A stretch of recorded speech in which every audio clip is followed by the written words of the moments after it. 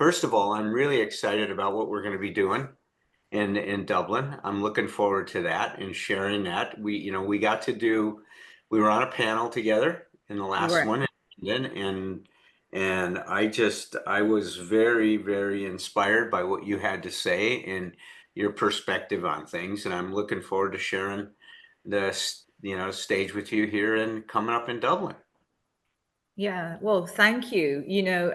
We do, don't we? We use slightly different language because we come from different perspectives. Our own personal journey has unfolded in different ways, and I have followed my nose and my higher power to get to the place where I'm at, as you have followed yours. And I think that, yeah, it's that blending of our two perspectives, I suppose, that makes for something dynamic and interesting. And yeah, I'm looking forward to it too, very much. Well, me too. And we have come at it from very different perspectives, haven't we? And from different, which I think is great. I just think that those differences can be really a great source of inspiration for a lot of people, right? Because of the differences involved. I put together some slides. Do you mind if I share them? And I thought that they would be a good way to kick this off and for us to comment on them. And, because first of all, we want to define what recovery capital is, because I found it to be, and it'd be interested in your thoughts about it before I put up the slides. But when I came across the work on recovery capital, and I found it to be a great way of a good model to think about what is going on in our recovery and what might be needed to strengthen it. First of all, how did you come across it?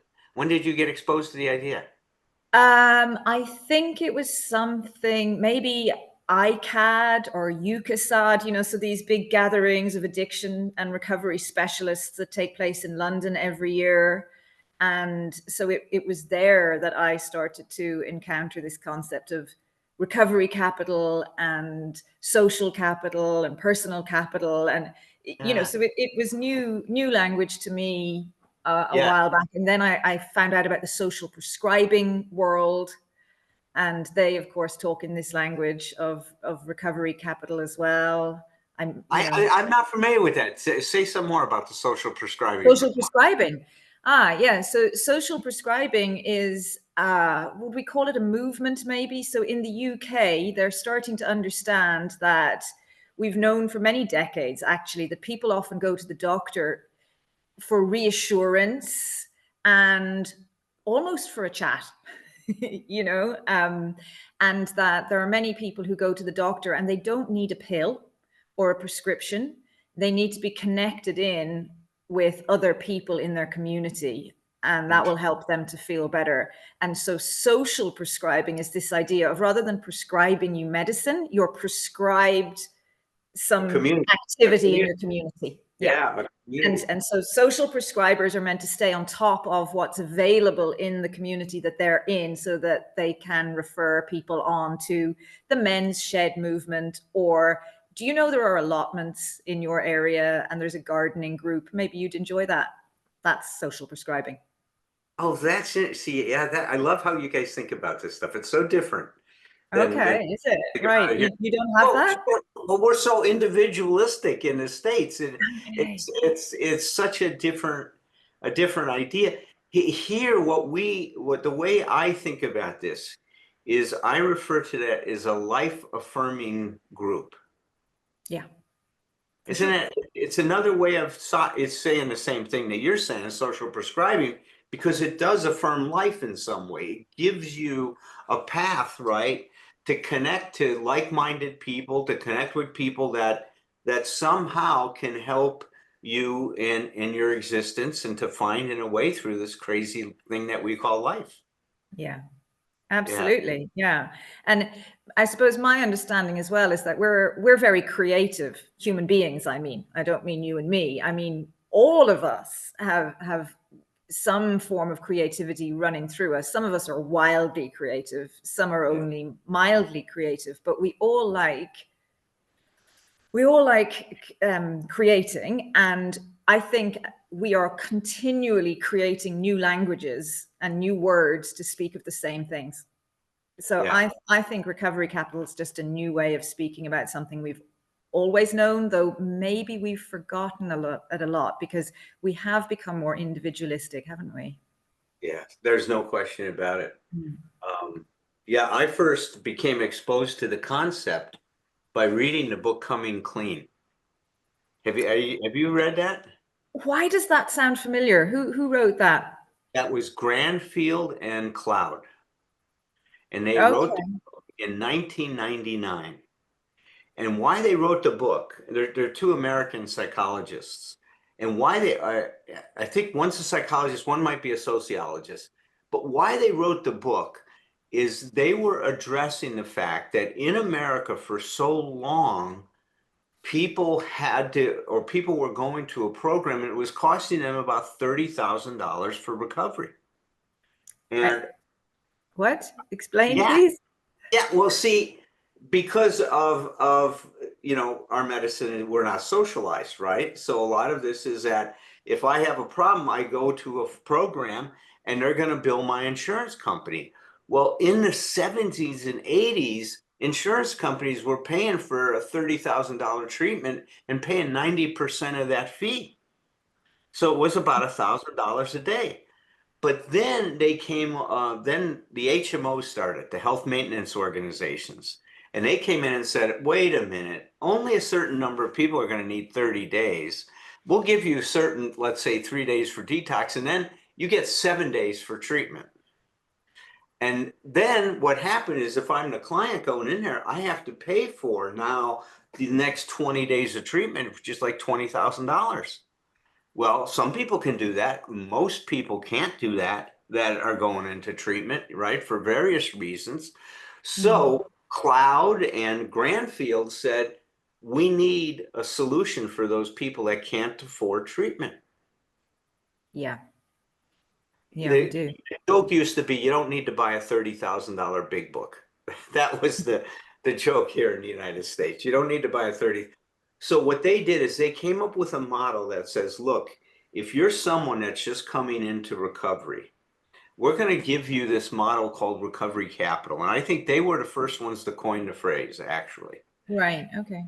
And they said, we're going to give you a model, and you can use this model to use your community resources and other resources that you may have to develop a recovery network that's going to support your recovery. Yeah. Brilliant, right? I Yeah. mean, it was a way of capturing, first of all, addressing a serious problem we had in the States, right? In terms of what people are going to do if they need some professional help to get started. Now, what happened at this point in time, too, which is interesting, I don't know if it happened over by you, Samantha, but because what happened in AA is people stopped doing 12-step calls. Because what Yeah. happened was is people went to treatment programs and then they were brought to meetings. And so the need to do 12-step calls, the number of calls going into like a central office to have for people to go out and do 12-step calls just dropped precipitously here in the States, Oh, interesting. Okay. right? Because they were getting introduced to the AA and NA and other 12-step programs through the hospital programs. Right. And how did they find that worked? Because, I mean, when you get connected with 12-step recovery, that provides, meaningful connection. One hopes that it Yeah. provides meaningful connection for you. So um, I think once people get connected, hopefully it doesn't matter whether they come through a hospital or through a helpline. But maybe it does. Maybe it does matter. Well, you're bringing up an interesting point because it's more anonymous. If I show up with 20 other people to a meeting that are in the same program I'm at, what kind of relationship do I have to that meeting? It's Yeah. not the same as if I come over to your house and you call up, central office and I come over with my friend and we do a 12-step call on you. And now we bring you and sponsor you into a meeting. Yeah, I mean, I think that kind of one-to-one attention that old school AA had was very beneficial to people, and that was the idea. It was beneficial to the person giving of themselves. And of course, it feels so good to receive that kind of care, doesn't it? And I think that's something that immediately starts to build recovery capital, because it goes to this idea of addressing underlying beliefs, which are part of personal capital. So maybe I have a belief that nobody cares about me and I'm not worth it. And all of a sudden there are these two people on my doorstep going, hello, can we personally pick you up and take you to a meeting and introduce you to our friends? Yes, that's right. That's a very personal experience, isn't it? And Yeah. it starts to establish that personal relationship. I think what happened in these programs is the way they tried to address that is they required most of the programs that are 12-step oriented require someone to get a sponsor before they leave. So to have that personal one-on-one connection with someone, maybe that they saw in a meeting, someone that's maybe alumni on the program, that can now continue that and develop that one-on-one relationship with that person and introduce them. But I think something was lost. I agree 100% with you that if we're so dependent on that, we're losing more of that personal experience. Yes. Yeah. Which is why for me, the word welcome is a really important word to keep in mind when we are people who've been in recovery now for a little while. I think that a meeting, a 12-step group that is very good at welcoming, will help people feel that sense of belonging that immediately starts to improve their social capital, personal capital straight away. And, under the umbrella of recovery capital, I remember it from personal experience. I was asked if I would bring the mugs back next week and literally given the mugs to take away in a basin. The mugs being coffee cups from coffee cups. Yeah, the coffee cups. We have to translate from my British. Yes. Sorry. Yeah. So I got this basin of all of the vessels we had drunk from, and they asked me, "Can you wash those and bring them back next week?" And I mean, I can still remember the feeling of my heart filling and my shoulders dropping and me standing up a little taller, and I didn't know the words at the time, but that was my capital, my personal capital, my recovery capital grew from that very first meeting, because I can remember the thoughts. I was like, A, they want me to come back. B, they trust me with their mugs. And that was connected with this kind of thought of, these people seem to think that I'm important. And that was a bigger step than I realized at the time. As everything is when you get into recovery, it's often only in hindsight that you see what was happening, what was unfolding.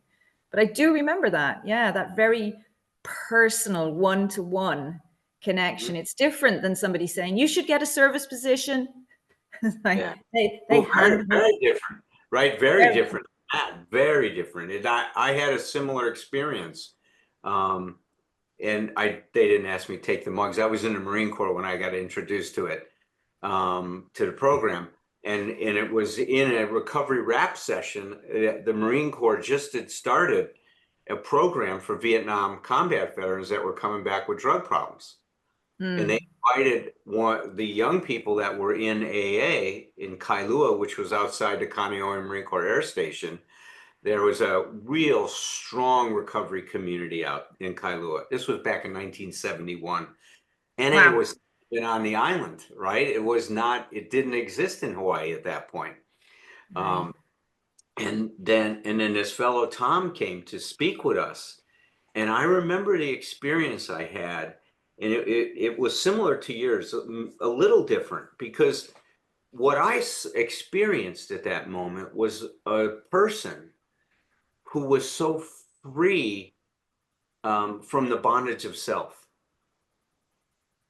And when he shared what he shared with us, because he came in to share his story about recovery, and that's what it was about, was to focus on what is possible in recovery. At this point in time, it was a brand new program. I was the third Marine admitted to the program, the third day the program existed.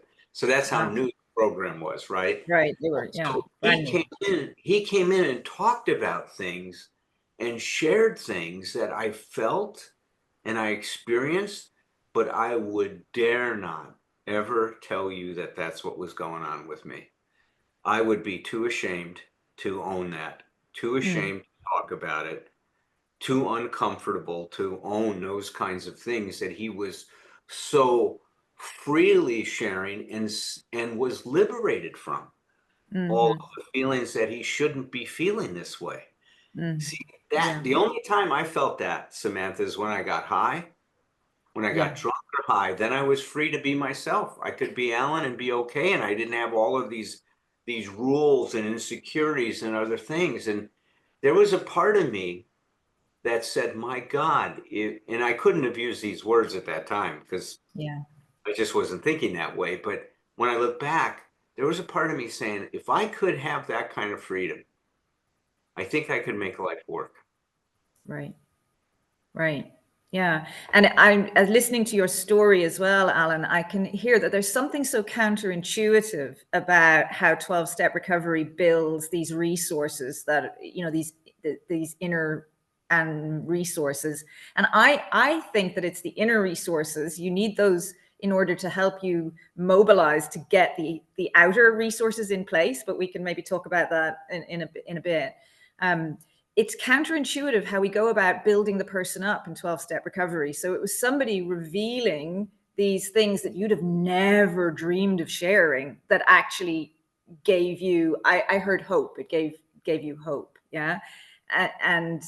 And my story about being given the mugs, you wouldn't think that actually the best way to welcome a person into your group was to like make them wash up after you. But and I think we've lost that, Sure, that's a good point. right? And these are counterintuitive. Yeah, Share the nasty, it draws people in. Put them to work, it draws yeah, people in. The new idea is, let me make you tea, let me give you biscuits, let me, and it's it's right on, right on. paradoxical. It is paradoxical and it is powerful. And I think the other thing that happened is, and you're describing it so well, was this idea that when you talked about it, somebody is seeing something in me that I'm not able to see in myself. Right. That was it. That was That was it. it. See, somebody sees a value in me that I can't see in myself. Yeah. Someone sees a potential in me that I can't see in myself. Right. Right. And we know now, and interestingly, I knew it theoretically the day I got into recovery. So, my being a psychologist preceded me getting into recovery. So I knew this stuff theoretically, but I started to learn it deep in this DNA of my being, in my body, right? Because recovery is an embodied thing. Life should be embodied, but we've become so disembodied Yeah. through our childhood experience, So right? true. And So true. and the wounding that my parents experienced in their childhoods meant that the way they saw life was that little bit distorted. But as the child learns to see themselves as their closest others, usually the parents, as the parent sees you, Yeah. that's how it works. So it Mm, was so healing to be seen by people who had done more healing than my parents had, yeah. because they allowed me to see myself differently, you know Yeah. yeah. Yeah.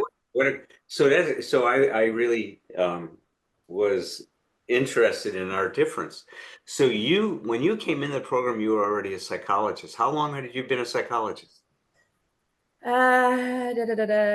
Approximately 5 years. And what were you doing at the time that you came in? What kind of work were you doing? Well, I had temporarily, I had moved to Spain. Of course, in hindsight, I can see geographical, and so I was working out of psychology at that time. I also very much enjoy interior design and decor and all of that. So I was working in interior design in Spain, actually, and so I was designing kitchens and bathrooms and things. My parents had done kitchen and bedroom and all that design. So I was doing that, actually, having a little hiatus for, a few years. Interesting. And Yeah. before that, were you working in the field at all, or?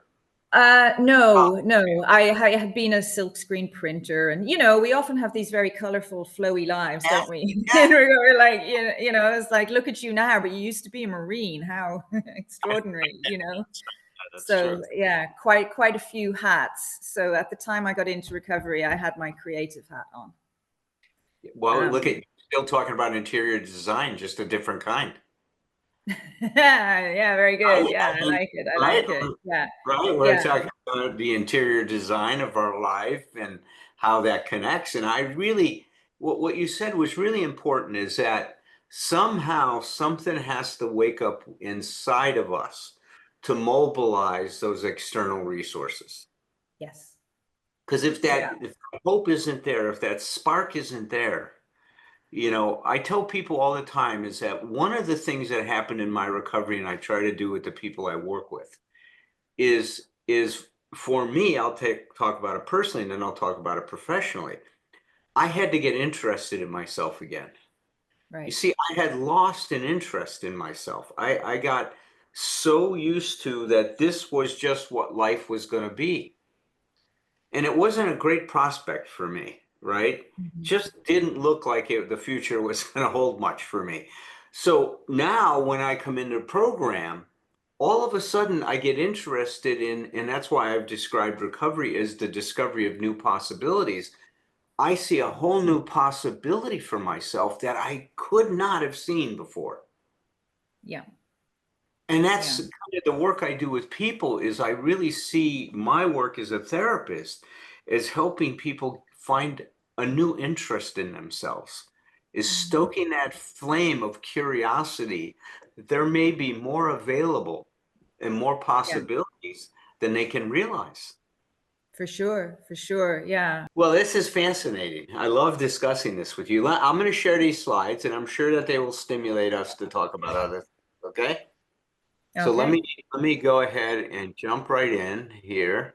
Well, as you say, we're doing an introduction to recovery capital and emotional sobriety, and Samantha and I are going to be sharing a workshop. I believe it's the last day of the workshop, Samantha, in the morning, but Sunday morning, 9 o'clock. Sunday morning, 9 o'clock. You'll bring your tea, and I'll bring my coffee. For sure. Okay. Definitely. Well, let's define recovery capital real quick. And as I was telling you, that this is the book that really turned me on, Coming Clean. And they wrote this, like I said, to give people a model of how to build a network in recovery to support, to initiate, and sustain the recovery. So they defined back then recovery capital as the volume of internal and external assets that can be brought to bear to initiate and sustain recovery from alcohol and other drug problems. And as Yeah. far as I know, this is what started the whole discussion of recovery capital. Yeah. I This love the book. subtitle of the book. Isn't it great? Overcoming Yeah. addiction without treatment. And I was telling you that really was the what inspired them to do this, is because they knew a lot of people couldn't afford $30,000 Yeah. or Yeah. whatever it cost at that particular point in time. So they really wanted to create an idea of this. So they divided it into different things. So external recovery capital, do you guys have the sober link over there? I'm not familiar with it. I don't know Oh, that we do. it's this great little thing that I use with some of my clients, is that it's a breathalyzer, but it's got a camera on it, a video camera on it. So when someone is told to breathe into it, it's off actually also video recording to make sure it's the person that's blowing into the breathalyzer. It, Okay. Yeah. it's called the Yeah. sober link. And that's a piece of external recovery capital, right? If Right. somebody knows that they're going to be breathalyzed several times a day, they're a lot less likely to drink. Yes. Interventions are Yeah. very Yeah. popular, I'm sure, in the UK as they are here. Having a sober companion, if somebody's able to afford that at this particular point in time. Now we're talking about, and I imagine the movements over there too, is about peer support, right? Yeah. Uh, Yeah. A lot peer of talk about counseling. this. Yeah. That's a big support, right? Yeah. Family involvement. The studies here are clear that have been done. Rudolph Moose over at the in San Francisco has done a bunch of studies on when families are involved in treatment, people do better. They stay engaged longer, they go to meetings, all kinds of things. So Mm. family involvement is very important. If you're in trouble legally, that's a big motivation. You know, if I'm Yeah. going to lose my driver's license or other kinds of problems, if I got my medical license, I'm going to lose that. That's a big Yeah. thing. Impending divorce can be a big external piece of recovery capital. Pressure from the job or from work, being in therapy with someone that you have a good therapeutic alliance with. Yoga, we found to be incredibly valuable for people in the early stages and beyond in recovery. A professional licensing board. They That's not right. 98% of the people involved in professional licensing board are still clean and sober at 5 years.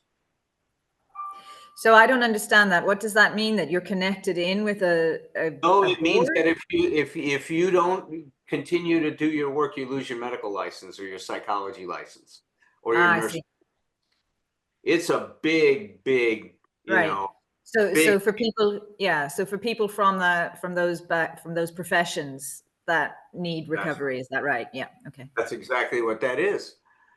A medically assisted recovery, right? We know some medications can help people a lot in the early stages to deal with things. Mm. Medical complications, right? If you drink again, your pancreatitis is going to come back. Now it doesn't stop people, but it can add to recovery capital. Yeah. Meeting attendance, we're clear. There's a book that came out in Hazleton says it works if you work it. And those Yeah. people who attend meetings on a regular basis do better than people that Yeah. don't. Yeah, for sure. Our fellowships, right? Our service work, as you were mentioning, Mm. mutual self-help groups, right? That are Right. beyond AA. Celebrate Recovery is one of such things here in Yes. the United States. Yeah, I know it. Recovery, right? Now, Dharma Recovery, following the Buddhist 12 steps, is another one. Rational Recovery, peer support, I mentioned that earlier, having a sponsor, that's great. Going back to school, getting educated, Mm. changing your careers can be a great thing. But Mm. here's the problem with all of those things in terms of external recovery capital. What happens if the meeting I'm going to now changes? And now here in the States, you can have a new chairman. The whole direction of the meeting can change. And if I'm just going to that meeting and that meeting is gone, what happens to that piece of my recovery capital? Yeah. Or connected to a great therapist or a sponsor, and God forbid something happens to them or they retire. Mm. Yes. I feel very Yeah. fortunate. I've had the same sponsor for over 53 years in my program. It was that same fellow who came and talked to us. Wow. I Wow. think that's That's pretty yeah. unusual. I don't That think is unusual, isn't it? Yeah, yeah, I don't that's think many. unusual. So the problem with all of that is any one of those things, if what we say is here in America, we have a saying, you may have it over there, is you're concerned about the hole in your roof only when it's raining. When it stops raining, the desire to fix the hole in the roof, especially in California where you get 360 days of sunshine a year, you don't worry about the holes in your roof that often. Yeah. Yeah. Here, if I start to feel better physically, no longer getting a divorce, my legal trouble's over. Now what happens to that piece of recovery capital? It's gone. Yes. So Yeah. that's you were saying is that internal design, so to speak, becomes so important because that's the only thing that's dependent on you. Right. Yeah, and those are the things that can drive you to seek a new meeting or find a new sponsor or ask somebody, would you recommend your therapist? Mine's just, moved and I want somebody local to me still. But in order to do that, you have to have the internal resources, right? You got to be committed, right? You got Yeah. to be committed. And that commitment goes beyond, these conditions or these contingencies.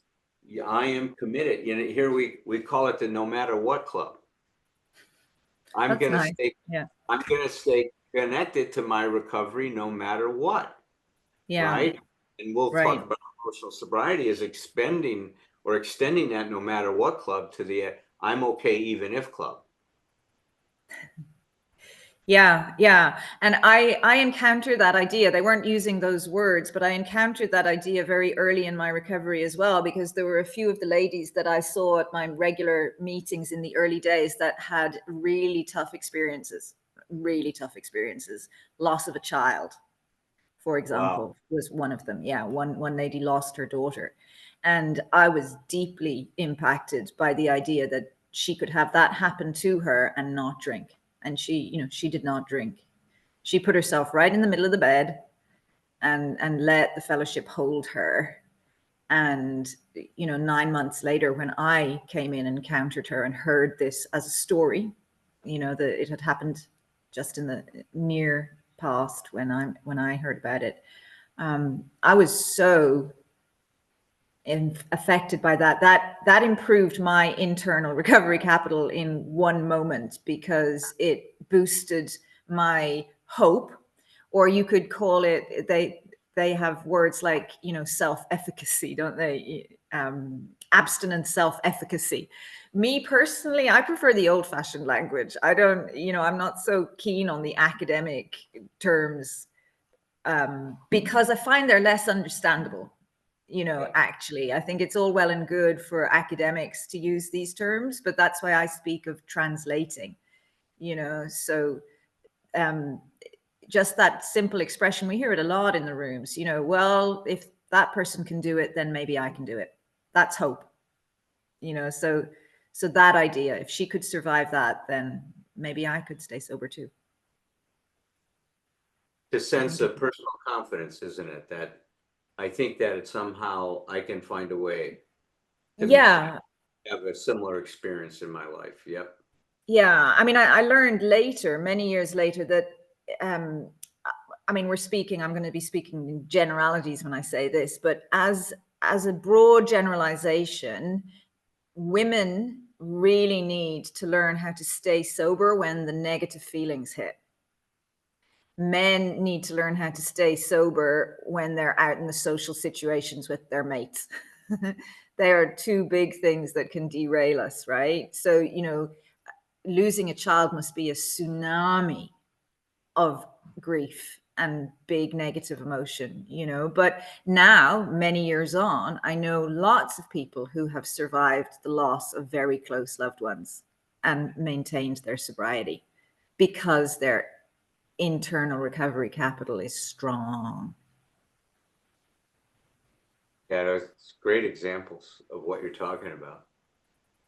Great examples. The first thing I put up on internal recovery capital, and these are not in any order of importance because they're all important, but our awareness of ourselves and how we are in this world becomes such an important part of our internal recovery capital, doesn't it? Yeah, yeah, absolutely. Which is, I think, probably why, practices like mindfulness or yoga, you mentioned yoga, because they feed each other, don't they? If you sit down and stay quiet and relatively still for a period each week, then your awareness improves, right? Right. That's right. And Yeah. back when I came in, there was a lot of encounter groups taking place. Back in the 70s was the heyday of the third force in psychology, right? This human potential movement. And so in Hawaii, where I was stationed at in this town, Kailua, it had, like I said, it had a strong recovery community. Well, one of the people in recovery bought this house, and it was called The Place. And what it was is they gutted it and they turned it into meeting rooms for mutual self-help groups. But there was all these encounter groups going on where we would sit and we would confront each other about how we were behaving in the groups and beating batakas on pillows. And I mean, it was an amazing growth center. And a lot of people that were committed to recovery would obviously be attracted to that, right? Is really be Mm. pulled into that whole phenomena.